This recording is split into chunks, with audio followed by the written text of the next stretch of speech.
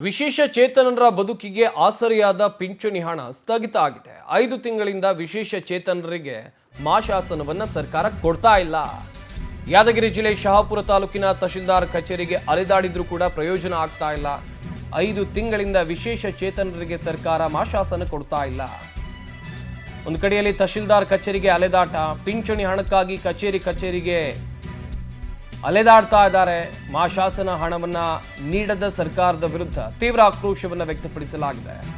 ನಕಲಿ ಫಲಾನುಭವಿಗಳಿಗೆ ಹಣ ಹೋಗ್ತಾ ಇದೆ ಅಂತೇಳಿ ಆಕ್ರೋಶ ವ್ಯಕ್ತಪಡಿಸಲಾಗಿದೆ. ಸರ್ಕಾರದ ಈ ನಿರ್ಧಾರದಿಂದ ಇದೆಯಲ್ಲ, ಅರ್ಹ ಫಲಾನುಭವಿಗಳಿಗೆ ವಂಚನೆ ಆಗ್ತಾ ಇದೆ. ಸಾವಿರಾರು ವಿಶೇಷ ಚೇತನರಿಗೆ ಪಿಂಚಣಿ ಹಣದಿಂದಲೇ ಅವರ ಜೀವನ ಸಾಗುತ್ತೆ. ಆದರೆ 5-6 ತಿಂಗಳಿಂದ ಪಿಂಚಣಿ ಹಣ ಸಿಗ್ತಾ ಇಲ್ಲ. ಹಣ ಬಾರದೇ ಇರೋದಕ್ಕೆ ಆಕ್ರೋಶವನ್ನ ವ್ಯಕ್ತಪಡಿಸಿದ್ದಾರೆ.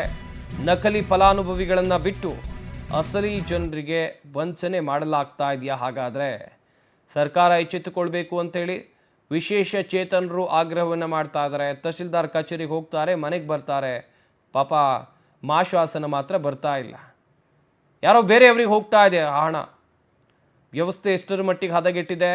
ಅಧಿಕಾರಿಗಳ ನಿರ್ಲಕ್ಷ್ಯ ಅಥವಾ ಆಡಳಿತ ವರ್ಗದವರ ನಿರ್ಲಕ್ಷ್ಯ, ಸರ್ಕಾರದ ನಿರ್ಲಕ್ಷ್ಯ, ಸಿಗಬೇಕಾದಂಥ ಯೋಜನೆಗಳು ಅಥವಾ ಸಿಗಬೇಕಾದಂಥ ಹಣ, ಮಾಶಾಸನ ಇದ್ಯಾವುದು ಕೂಡ ಸಿಗ್ತಾ ಇಲ್ಲ. 4 ತಿಂಗಳಿಂದ ಸರ್ಕಾರ ಮಾಶಾಸನ ಕಟ್ ಮಾಡ್ಯಾರ ಸರ್.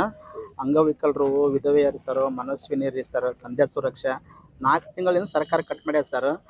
ದಿನನಿತ್ಯ ಇಡೀ ರಾಜ್ಯ ತುಂಬ ಸರ್ ಅಂಗವಿಕಲರು, ವಯಸ್ಸಾದವರು ಆಫೀಸ್ಗೆ ಹೋಗ್ಬೇಕು ಸರ್. ಡಿಫೆಂಡ್ ಅಂತ ಬರೆದ್ಬಿಡೋ ಸರ್.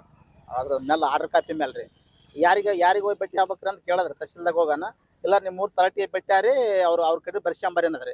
ಅವ್ರ ಬಲ್ಲಿ ಹೋದಾಗ ಏನಾದ್ರಿ ತಲಾಟಿಗಳು, ಇಲ್ಲ ಮ್ಯಾಲ ಸರ್ಕಾರನೇ ಕಟ್ ಮಾಡ್ಯದ, ನಾವೇನು ಮಾಡಕ್ಕೆ ಬರಲ್ಲ, ಇನ್ನೊಂದು ತಿಂಗಳು ಬಿಟ್ಟು ಬರ್ತಾವ ಅನ್ನೋದ್ರಿ. ಹಿಂಗೆ 4 ತಿಂಗಳಿಂದ ಐತ್ರಿ, ಒಬ್ಬರಿಗೆ ರೊಕ್ಕನೇ ಬಂದಿಲ್ಲ ಸರ್. ಭಾಳ ಸತ್ತಾಸಕತ್ತಾರೆ ಸರ್. ಇನ್ನೊಂದು ಏನಾಗಿದೆ ಸರ್, ನಿಜವಾದ ಫಲಾನುಭವಿಗಳಿಗೆ ದುಡ್ಡು ಕಟ್ಟಾಗ್ಯಾವ ಸರ್.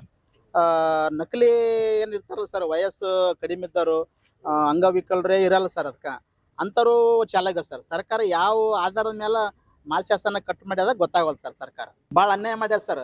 ನಾವೇನಂತೀವಿ ಸರ್, ಅಂಗವಿಕಲರಿವಿ ಸರ್. ಈಗ